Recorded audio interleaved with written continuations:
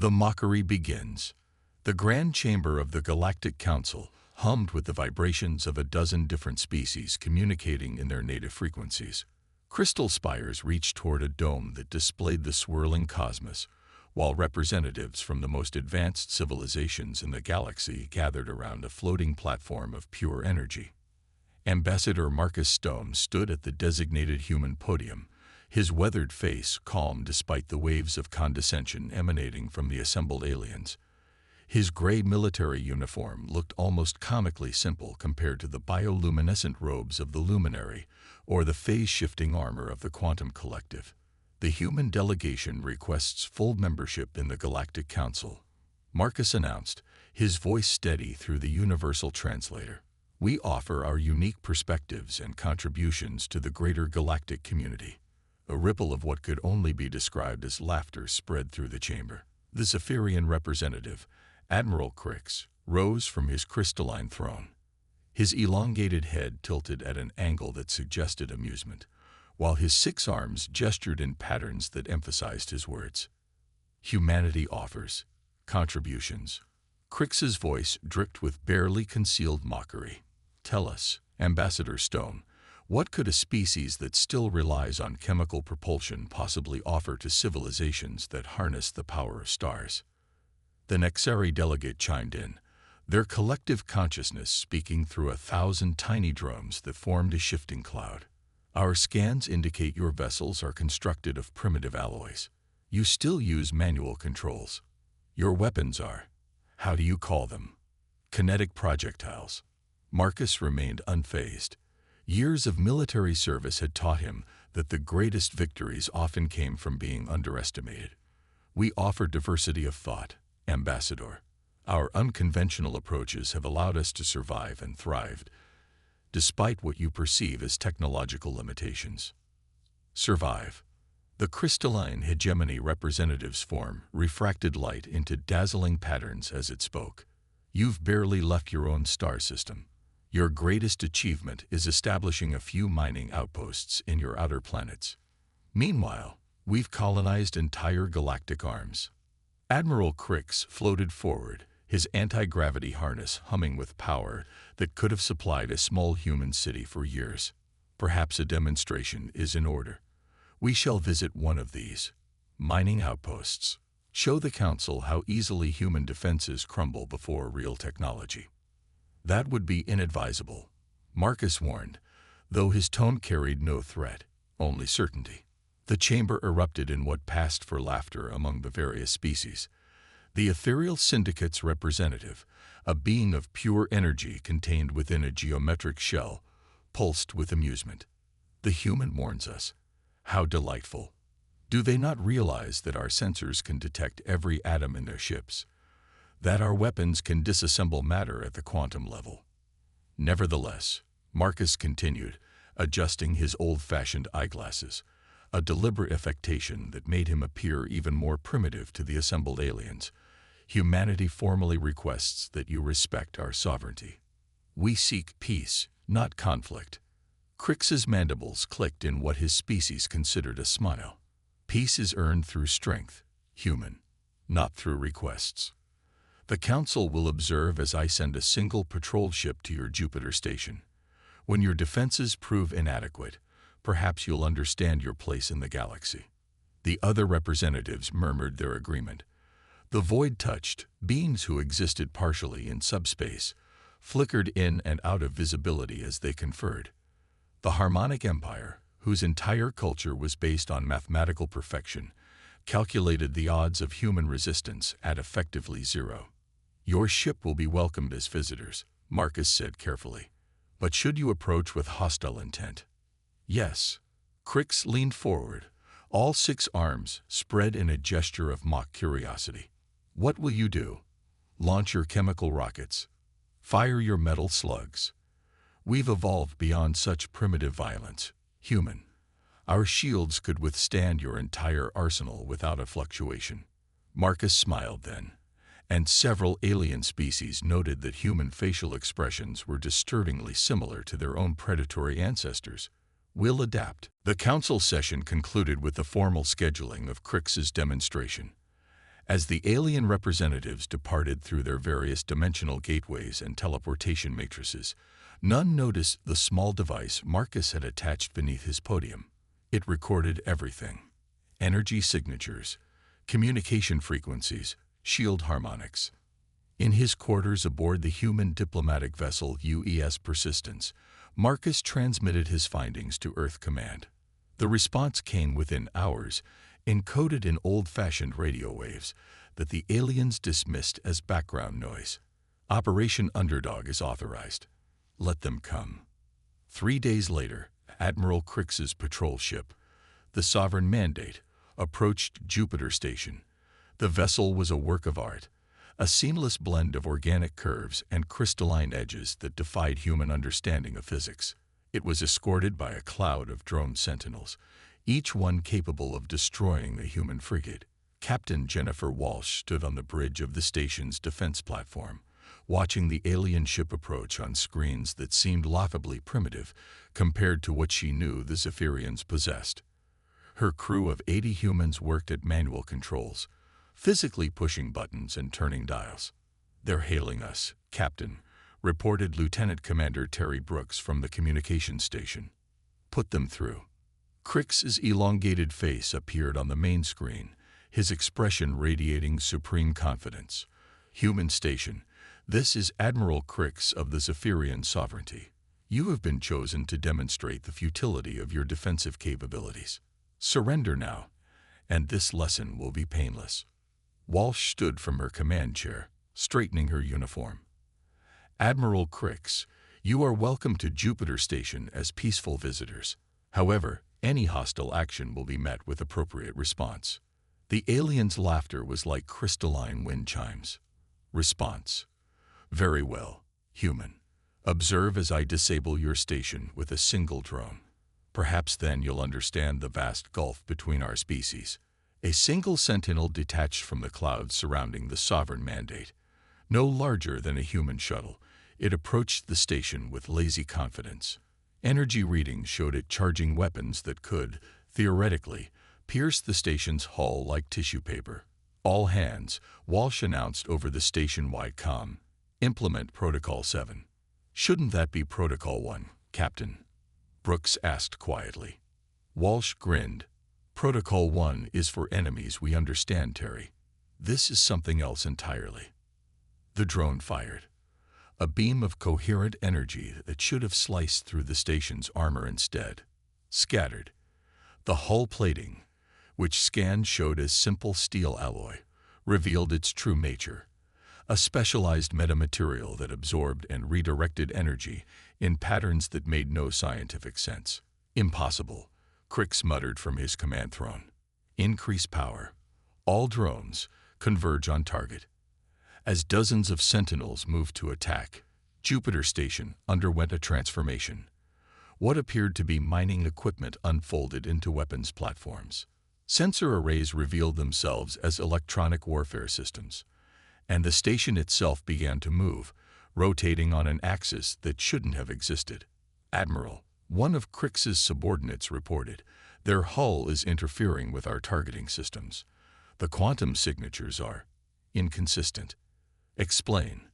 "It's as if the station exists in multiple quantum states simultaneously. Our computers cannot achieve target lock." From the human station, a response finally came. Not energy weapons or missiles, but something far more primitive and terrifying. Clouds of metallic chaff erupted from hidden ports, spreading through space in patterns that seemed random but weren't. The chaff interfered with the drone's sensors, creating false targets and shadows. Then the railguns opened fire. Crix watched in disbelief as his sentinels, designed to be invulnerable to energy weapons, were torn apart by simple kinetic projectiles traveling at significant fractions of light speed. The drone shields, calibrated for sophisticated energy attacks, offered minimal protection against chunks of metal moving at relativistic velocities. "Retreat," Crix ordered, his confidence shaken. "Return to the Council. We must reassess." As the Sovereign Mandate withdrew, Captain Walsh opened a channel. "Admiral Crix, Please inform the Galactic Council that humanity looks forward to further diplomatic discussions. We come in peace, but we are prepared for war." The recording of the encounter spread through the Galactic Council like wildfire. Species that had laughed at humanity now watched in troubled silence as primitive kinetic weapons destroyed advanced drones. The metamaterial hull that shouldn't have existed. The station that moved in ways that defied their understanding of physics. For the first time in galactic history, laughter at humanity's expense began to fade. And in the shadows of space, human ships that had always been more than they seemed began to power up systems that the aliens couldn't detect, wouldn't understand, and certainly wouldn't expect. The mockery was ending. The real test was about to begin. The first challenge. Admiral Crix paced the crystalline bridge of his flagship, the Zenith Supremacy, his 6 arms gesturing in agitation. The recording of Jupiter Station's defense played on repeat across multiple holographic displays, each showing a different spectrum analysis of the impossible human victory. "Explain it again," Crix demanded, his voice sharp with frustration. Sub-Commander Vilix manipulated the displays with practiced precision. "The humans appear to have developed a quantum state hull plating that exists in multiple phases simultaneously. Our targeting systems, designed for single-state matter, cannot achieve proper lock." "Impossible," Crix spat. "They lack the technology for quantum manipulation. Their science is centuries behind ours." "Perhaps," Velix offered carefully, "they developed alternative solutions to the same problems." The bridge fell silent. In the Zephyrian military doctrine, there was only one path to advancement, the perfect path their species had followed for millennia. The concept of alternative solutions was almost heretical. "Admiral," the communications officer interrupted, "priority message from the Galactic Council. They demand a full report." Crix's mandibles clicked in annoyance. "Tell them it was a fluke. A lucky shot. We underestimated their primitive weapons' effectiveness against our drones." "Sir," Velix ventured, "perhaps we should request reinforcements.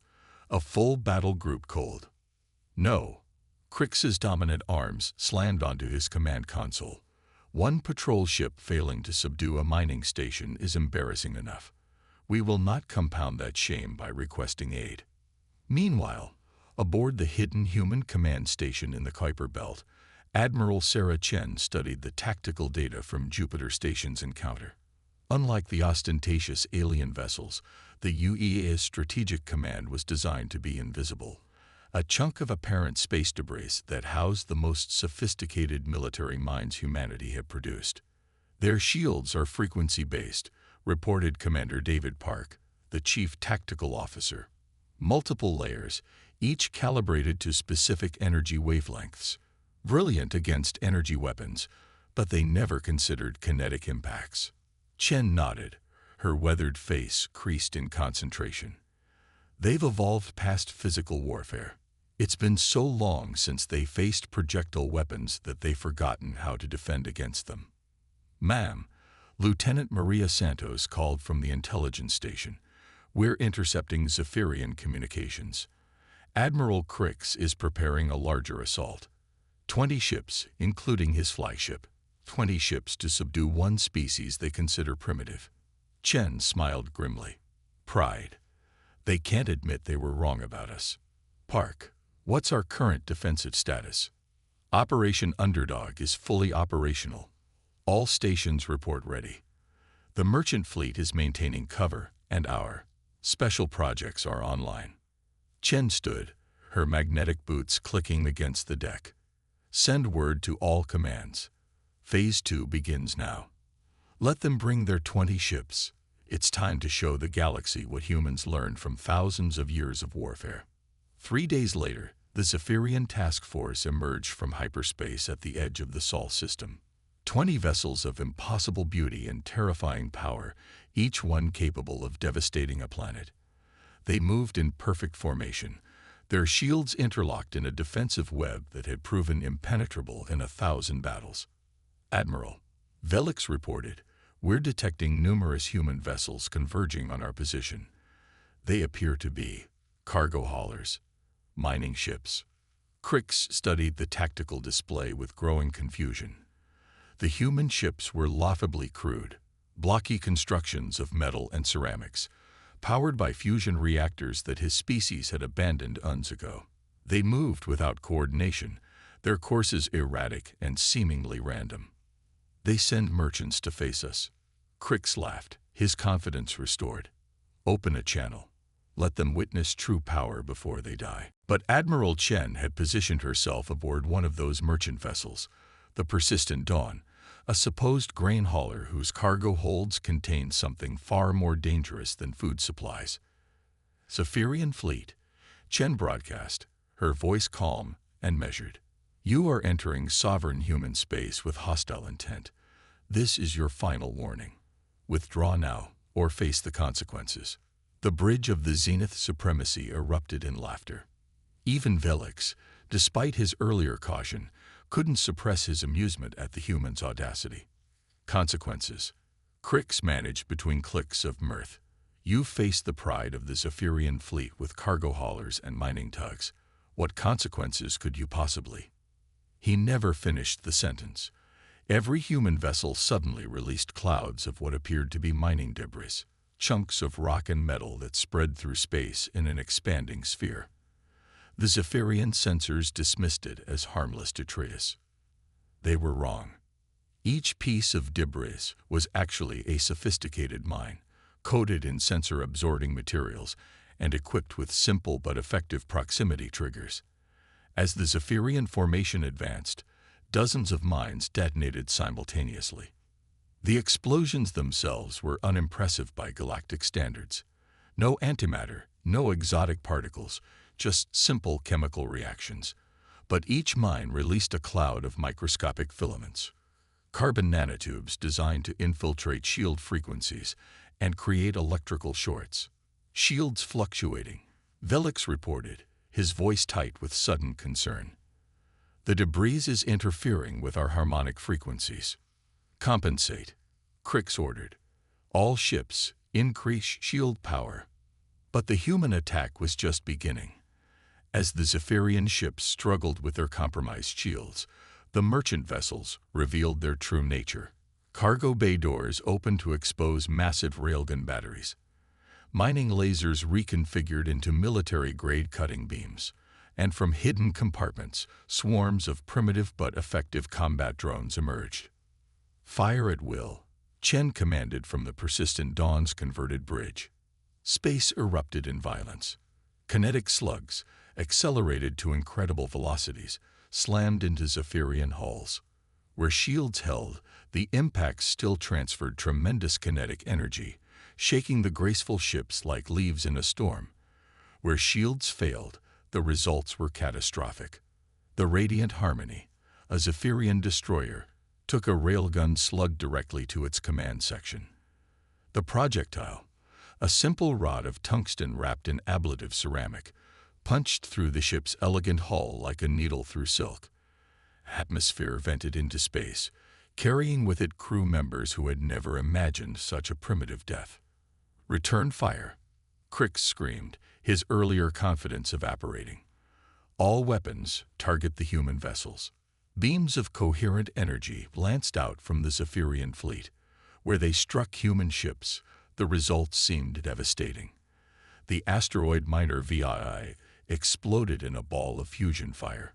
The cargo transport Beta simply ceased to exist, vaporized by weapons that could crack moons. But for every human ship destroyed, two more seemed to take its place. And the Zephyrian weapons, designed for maximum efficiency and minimal collateral damage, struggled against targets that refused to die cleanly. The humans had built their ships with redundancy that bordered on paranoia. Multiple power systems, distributed command centers, armor that was crude but thick. A Zephyrian beam that would have crippled one of their own vessels often merely damaged a human ship, leaving it functional and angry. Admiral, Velix shouted over the chaos of battle. We're being boarded. Impossible. Our hull integrity is absolute. But the humans weren't trying to breach the hulls. The combat drones, dismissed as primitive by Zephyrian sensors, attached themselves to external systems. They didn't need to get inside to cause damage.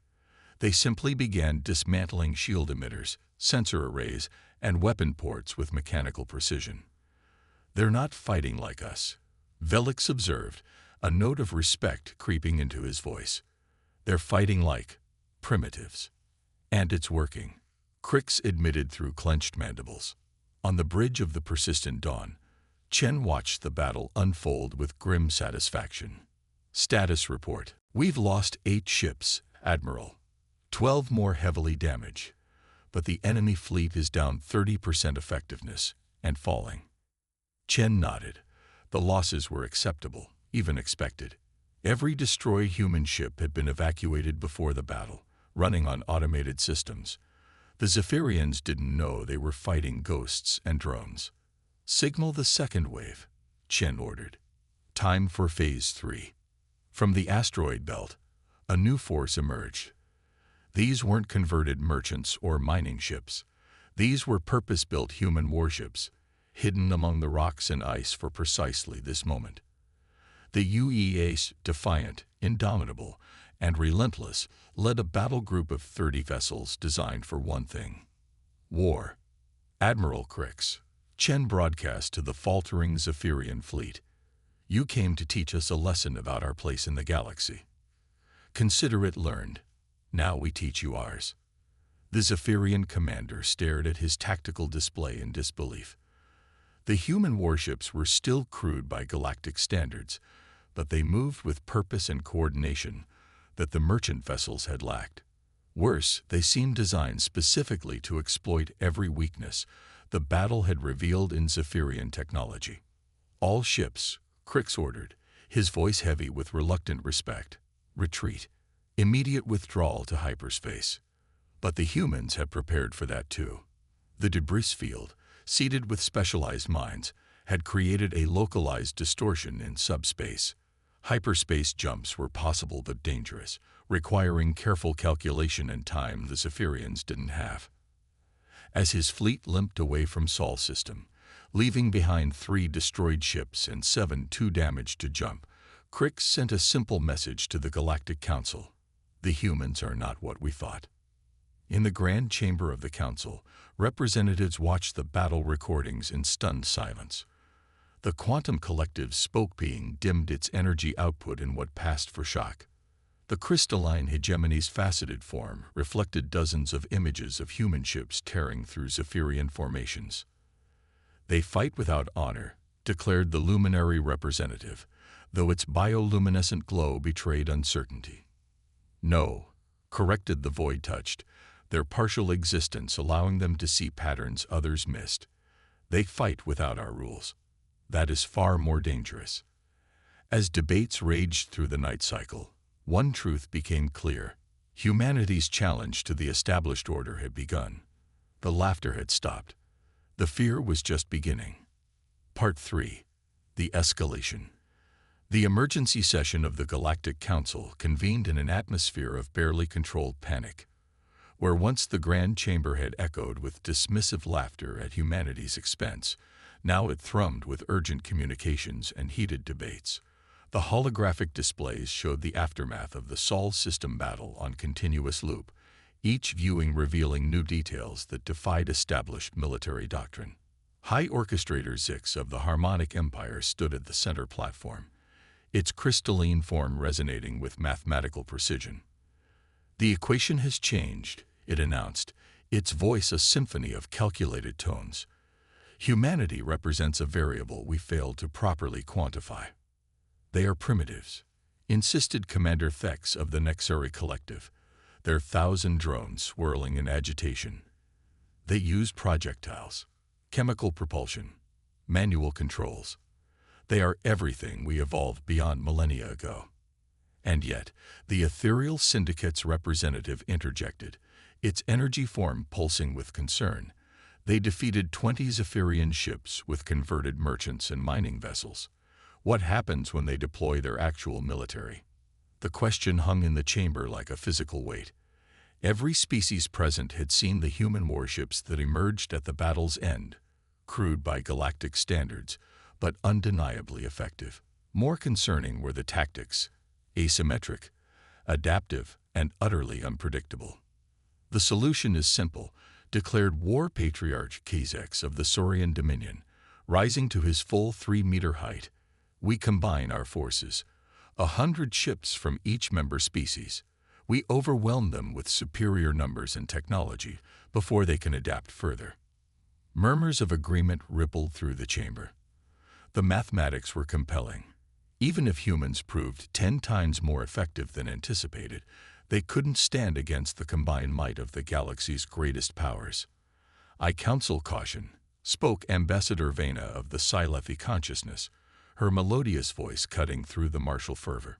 "We know nothing of human psychology, their motivations, their limits.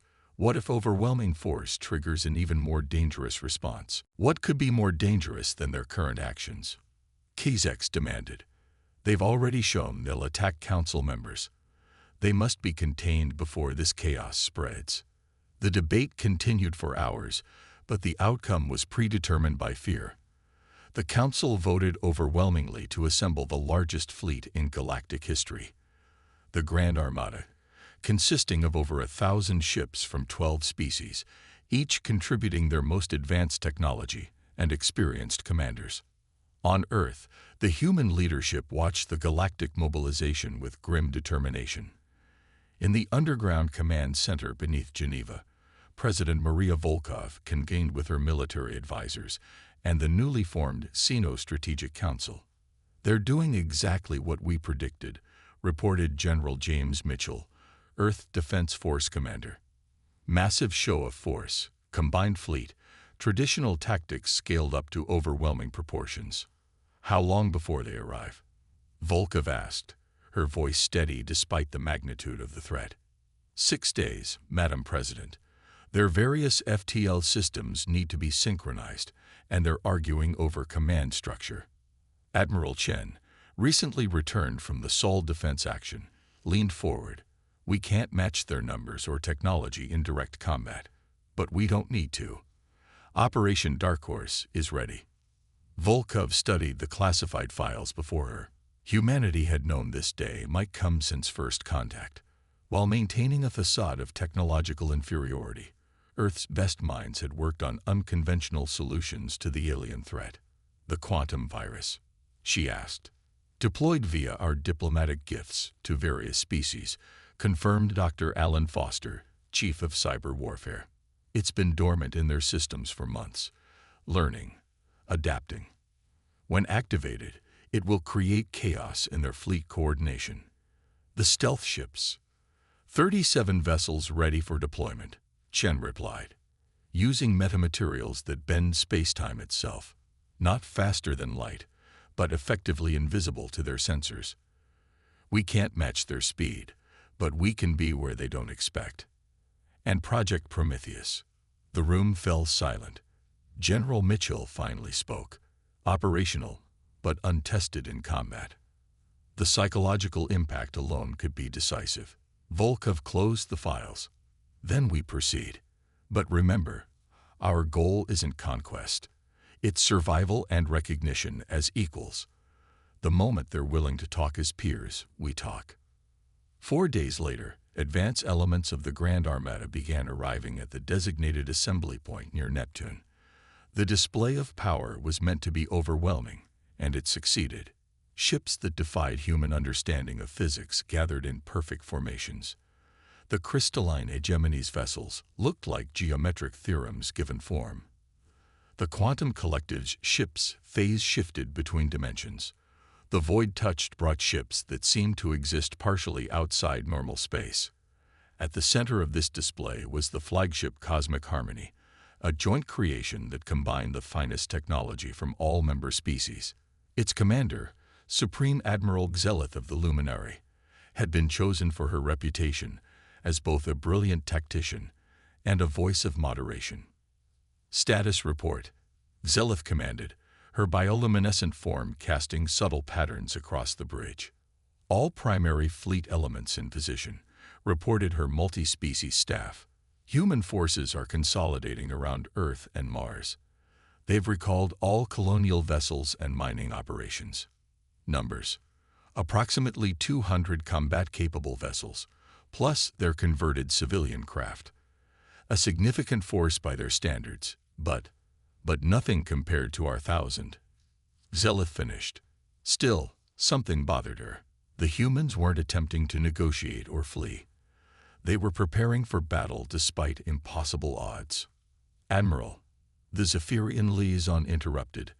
Admiral Crix requests permission to address the fleet. He has insights from his previous engagement. Zelith gestured approval. Crix's hologram appeared, his bearing notably less arrogant than in previous encounters. Esteemed colleagues, Crix began, do not underestimate these humans. They fight without pattern, without honor as we understand it. They use deception, misdirection, and weapons that exploit our assumptions. They are not primitives. They are predators who learn different lessons than we did. Several commanders dismissed his warnings as excuse-making for his earlier defeat. But Zelith noted that the most experienced warriors present, those who had fought in the few conflicts the Council had faced, paid careful attention. We acknowledge your experience, Admiral Crix. Zelith responded diplomatically. Your tactical data has been integrated into our battle plans. We will proceed with appropriate caution. As the Grand Armada began its final approach to Earth, humanity's defenders made their own preparations. Admiral Chen stood on the bridge of humanity's flagship, the UES Resilience, surrounded by officers who looked impossibly young for the responsibility they bore. All stealth ships report ready, confirmed Captain Torres. The quantum virus is uploaded and awaiting activation command. Earth Defense Grid, online and integrated with Mars platforms. We've turned every satellite, every orbital station into a weapon platform. Chen nodded. And our special surprise. A smile crossed Torres's face. The Prometheus is in position. Crew reports ready. Through the viewports, Earth hung like a blue jewel against the star-studded black. Somewhere out there, the greatest fleet in galactic history approached, confident in their superiority. They expected surrender or futile resistance. They would get neither. Signal all commands, Chen ordered. Operation Dark Horse begins now. Let's show them why humanity survived every catastrophe our world threw at us. Let's show them what happens when you corner a species that never learned to quit. As the two forces drew closer, tension built throughout the galaxy. On 100 worlds, billions of beings watched through quantum relays as the Grand Armada approached Earth. Many expected a quick surrender. Others anticipated a brief educational defeat for the upstart humans. None expected what was about to happen. The escalation was complete. The unprecedented was about to begin. Part 4. The Unexpected Turn. The Grand Armada emerged from their final FTL jump in perfect formation. 1,000 ships arranged in a sphere that enclosed Earth at a distance of 1 light second. It was a textbook deployment from the Galactic Council's military doctrine. Overwhelming force displayed with mathematical precision. Supreme Admiral Zelith studied the tactical displays from her command throne aboard the Cosmic Harmony. Human fleet positions. 212 vessels maintaining defensive formations around Earth and Mars, reported her Nexeri tactical officer. They've also deployed what appear to be debris fields. Zelith's bioluminescent form flickered with curiosity. The humans had scattered millions of small objects throughout their defensive perimeter. Sensors showed them as inert chunks of metal and rock, space junk by any reasonable standard. Supreme Admiral, the crystalline hegemony commander interjected. Shall we demand their surrender? Protocol suggests. We follow protocol. Zelith agreed. She gestured to open a wideband communication. Forces of Earth, this is Supreme Admiral Zelith of the Grand Armada. You face the combined might of 12 civilizations. Surrender now, accept Council guidance, and this ends without bloodshed. The response came not from Earth's military command, but from a civilian broadcast station. President Maria Volkov appeared on screens throughout the Armada, sitting calmly at a simple desk with Earth visible through a window behind her. Admiral Zelith, I am President Volkov of United Earth. We appreciate your concern for avoiding bloodshed. We share that desire. Therefore, we propose negotiations between equals, not surrender to superior force." Murmurs of disbelief rippled through the alien commanders. The Saurian War Patriarch's hologram materialized beside Xelith. They still believe they can negotiate. With that, he gestured dismissively at the human fleet. But Xelith noticed something others missed. President Volkov showed no fear, no desperation. Neither did the human officers visible in their command centers. They knew something. "Your position is untenable," Xelith responded. "You are outnumbered 5-1 with inferior technology.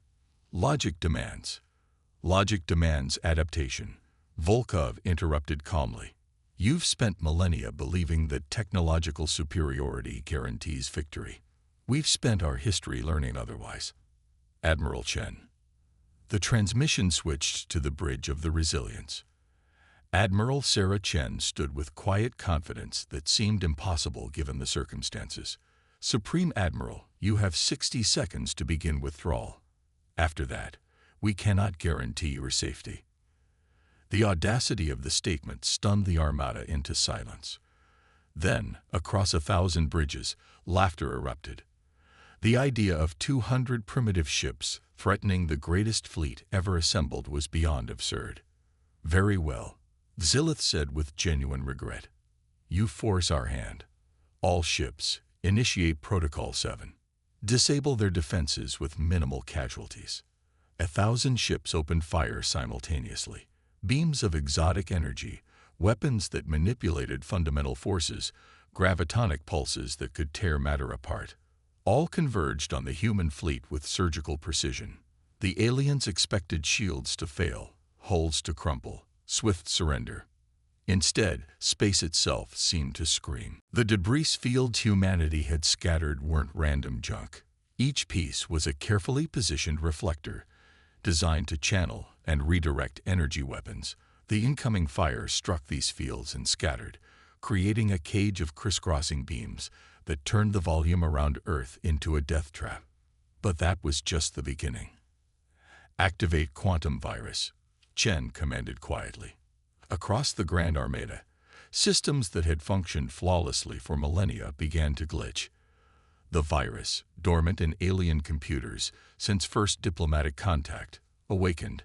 It didn't destroy systems that would have triggered immediate countermeasures. Instead, it introduced tiny errors. Navigation off by fractions of degrees. Targeting solutions delayed by microseconds. Communication encryption keys randomly shuffling. "What's happening?" demanded the Quantum Collective commander as their phase shift drives flickered erratically. "System failures across all vessels," reported panicked technicians. But diagnostics show everything functioning normally. In the chaos, humanity struck. The stealth ships, invisible to alien sensors, had positioned themselves during the initial exchange. Now they unleashed their arsenal, not energy weapons, but simple kinetic impactors accelerated to incredible speeds. Tungsten rods, ceramic penetrators, and the most devastating of all, canisters filled with ball bearings moving at relativistic velocities. The void touched flagship eternal emptiness, pride of a species that existed partially outside normal space, took a direct hit from what amounted to a giant shotgun blast. Its exotic matter hull, designed to shrug off antimatter beams, was shredded by simple metal spheres moving at 20% the speed of light. Impossible. The fleet commander screamed across failing communication channels. But humanity was just beginning. From Earth's surface, ground-based installations opened fire. Not with the exotic weapons the aliens expected, but with technology that exploited their enemies' assumptions. Microwave beams that interfered with quantum processors. Electromagnetic pulses precisely tuned to alien neural frequencies. Chemical lasers that created corrosive reactions with specific hull materials. The Grand Armada's perfect formation dissolved into chaos. "All ships, break formation," Silith commanded. Independent action authorized. But breaking formation only made things worse. The alien ships, designed for coordinated action, struggled with individual combat. Their tactics assumed overwhelming technological superiority and perfect communication. Without either, they floundered. Meanwhile, the human ships fought like wolves. Small packs coordinated through simple radio signals, using tactics that would have been familiar to submarine commanders from Earth's Second World War. They didn't try to match alien firepower. They struck at weak points, faded away, attacked from unexpected angles. The battle turned into a melee that increasingly favored human adaptability. Supreme Admiral, her intelligence officer reported with barely controlled panic, "We're detecting a massive energy signature approaching from Earth's outer system. Something big." On the primary display, a new contact appeared. As sensors struggled to understand what they were seeing, the human flagship sent a simple message: "Meet Prometheus." The ship that emerged from the darkness defied classification. It was huge, nearly the size of the Cosmic Harmony.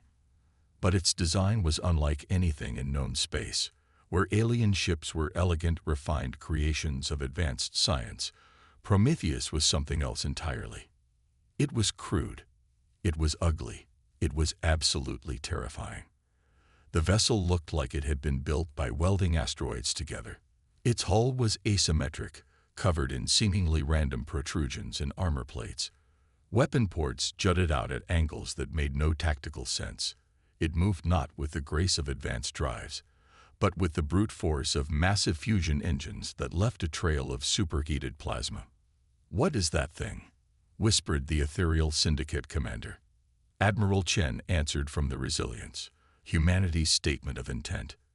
"You assumed we couldn't match your technology, so we didn't try. Prometheus is built on different principles. Your ships are works of art. Ours is a weapon." Prometheus opened fire. Instead of precise energy beams, it unleashed a devastating barrage of everything humanity could imagine. Railguns firing telephone pole-sized projectiles, missile swarms that numbered in the thousands, nuclear-pumped lasers that could have carved mountains, clouds of defensive drones that swarmed enemy vessels like angry insects. But the true weapon was psychological. Prometheus fought like nothing the aliens had encountered. It rammed smaller ships. It used its own hull as a shield for human vessels. It fired weapons until they overheated and melted, then kept firing. It was warfare reduced to its most primitive effective form. The Grand Armada, already reeling from system failures and unexpected tactics, began to break. "This is impossible," muttered War Patriarch Kizek as his proud dreadnought took hit after hit from human weapons. "We are the pinnacle of evolution. They are primitives." But evolution, humanity had learned, didn't always favor the most advanced. Sometimes it favored the most adaptable. Supreme Admiral, Xelith's second-in-command reported, fleet effectiveness down to 60%. 40%. Still falling. "They're targeting our command ships specifically." Xelith watched her perfect battle plan crumble. The humans weren't fighting by any rules the galaxy recognized. They used deception, psychological warfare, electronic attacks, and brute force in combinations that defied military science. All ships, she commanded with deep reluctance, emergency withdrawal, fall back to Neptune rally point. But even retreat proved difficult. Human forces had anticipated this too. The debris fields that had scattered the initial attack now served as minefields for fleeing ships. Stealth vessels harried the retreat, picking off damaged ships like predators culling the weak from a herd. When the Grand Armada finally regrouped beyond Neptune's orbit, they had lost nearly 300 ships. The humans had lost 60, most of them unmanned decoys. The greatest fleet in galactic history had been routed by a species they'd dismissed as primitives. As damage reports flooded in, Supreme Admiral Xelith found herself studying recordings of the battle, trying to understand what had happened. The Zephyrian liaison, Admiral Crix, approached her command station. "Now you understand," he said quietly. "They don't fight like us because they aren't like us. We evolved past physical conflict. They evolved through it. We perfected our technology, and it made us rigid. They remained flexible because they had to. Zealot's form pulsed with troubled thoughts. What do we do now? Before Krix could answer, a communication arrived from Earth. President Volkov appeared on screen, still calm, still sitting at her simple desk. Supreme Admiral, our offer remains open. Negotiations between equals. We don't want to conquer. We want to belong. But on our terms, not as subjects. Looking at the tactical displays showing her battered fleet, Silith finally understood. The humans hadn't won through superior technology. They'd won by being what they were, adaptive, unpredictable, and absolutely unwilling to surrender. The unexpected had happened. The galaxy would never be the same. Part 5. The Desperate Alliance. In the aftermath of the battle, the Grand Armada limped to a defensive position in the outer Sol system. Emergency repair protocols engaged as the combined fleet's various technologies worked to restore combat effectiveness. But the damage wasn't merely physical. It was psychological, strategic, and philosophical. The Emergency Command Conference took place in quantum space, allowing representatives from all 12 species to meet virtually while their ships underwent repairs. The atmosphere crackled with accusations and recriminations. This is your fault, Selith. War Patriarch Kazek snarled, his holographic form radiating aggression. Your cautious approach allowed them to spring their trap. My caution. Zelith's bioluminescent patterns flared. You advocated for a direct assault. We followed standard protocols, and they failed because these humans don't fight by any standard we recognize. Precisely the point, interjected High Orchestrator Zix of the Harmonic Empire. Our mathematical models failed completely. The humans introduced chaos into every equation. The void-touched commander, still reeling from the loss of their flagship, spoke in harmonics that translated as grief. They knew our weaknesses better than we knew ourselves. How? Because they studied us while we laughed at them, answered Admiral Krix. His earlier arrogance completely vanished. We saw primitive technology and assumed primitive thinking. They saw our advanced technology and found its vulnerabilities. The debate raged for hours. Some advocated for immediate retreat. Others demanded a planet-killer strike on Earth, consequences be damned. But gradually, a consensus emerged from the chaos. We cannot retreat, declared Commander Thex of the Nexuri Collective. The damage to Council authority would be irreversible. Every minor species would see this as proof that the established order can be challenged. Nor can we escalate to total destruction, added the crystalline hegemony representative. The humans have proven they're willing to fight with everything they have. What weapons haven't they revealed yet? Silith finally spoke, her voice carrying the weight of difficult decisions. Then we adapt. If the humans won't fight by our rules, we must learn theirs. Impossible, scoffed the ethereal syndicate delegate. We are energy beings. They throw rocks. Those rocks destroyed 100 of our ships, Selith reminded them. We must form a new alliance, not just of ships, but of thinking. We need advisors who understand unconventional warfare. The proposal was radical. The Galactic Council's military doctrine had remained unchanged for millennia. But desperate times demanded desperate measures. Meanwhile, on Earth, humanity's leadership convened in the aftermath of their stunning victory. The mood was cautiously optimistic, but tempered with reality. They'll be back, Admiral Chen stated flatly. And they'll adapt. We caught them off guard once. It won't happen again. President Volkov studied the casualty reports. 60 ships lost, but only 1,200 lives. The evacuation protocols worked. We got lucky, General Mitchell added. Our stealth systems, the quantum virus, Project Prometheus, they were all one-shot surprises. Next time, they'll be ready. Then we need new surprises, replied Dr. Foster. I've got teams working on variants of the quantum virus. If they've isolated the original, we can introduce mutations. Chen pulled up the tactical display. What concerns me is this. We fought their standard fleet and barely won. What happens when they stop playing by their own rules? The answer came sooner than expected. 3 days into the standoff, human sensors detected new arrivals in the outer system. But these weren't more council ships. They were vessels of a distinctly different design. Smaller, more angular, with energy signatures that matched no known species. "Who are they?" Volkov asked as the contact reports updated. "Unknown, Madam President," reported the sensor officer. "But they're communicating with the Grand Armada using heavy encryption." On the Cosmic Harmony, Supreme Admiral Xelith received her unusual guests with a mixture of hope and trepidation. 3 beings materialized on her bridge, and their appearance caused every officer to take an involuntary step back. They were Scythians, a species the Council had defeated 1,000 years ago and exiled to the galaxy's rim. Where Council species had evolved toward beauty and elegance, the Scythians had evolved for war.